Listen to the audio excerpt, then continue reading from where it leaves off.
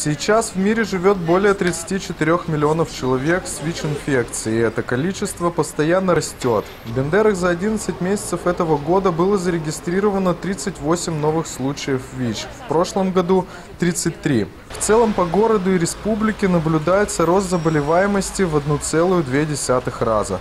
На настоящий момент можно сказать, что никто из возрастных групп, будем говорить так, от школьного возраста и до практически пенсионного возраста, а у нас регистрируются случаи почти и в 60 лет, есть единичные случаи, не застрахован никто от этой болезни.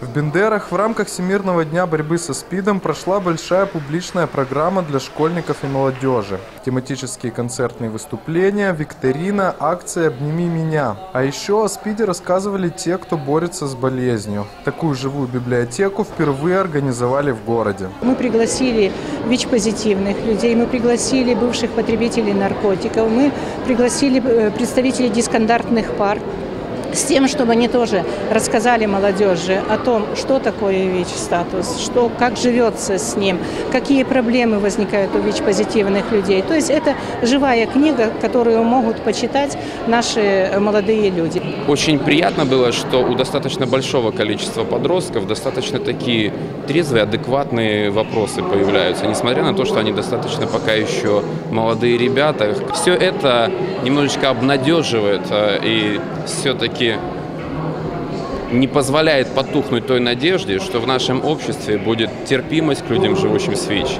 меньше людей, живущих с ВИЧ, и люди с ВИЧ не будут умирать от СПИДа.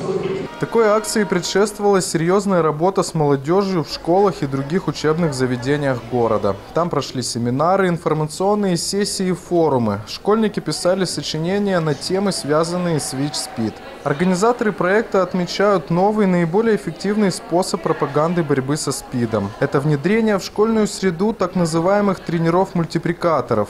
Подростков, прошедших специальный курс обучения на базе комитета Бендерского Красного Креста. Сегодня они умело, компетентно, равные среди равных передают эти знания своим сверстникам. Это считается форма наиболее актуальна на сегодняшний день тем, что она не выглядит назидательно, не выглядит как какой-то лекционный материал или беседа взрослых, или того же встреча с тем же представителем здравоохранения.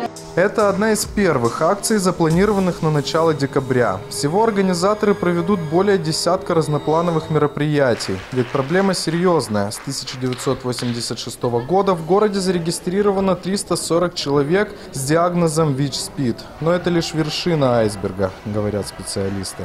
Аурелян Аладдин, Дмитрий Булгарь, БТВ.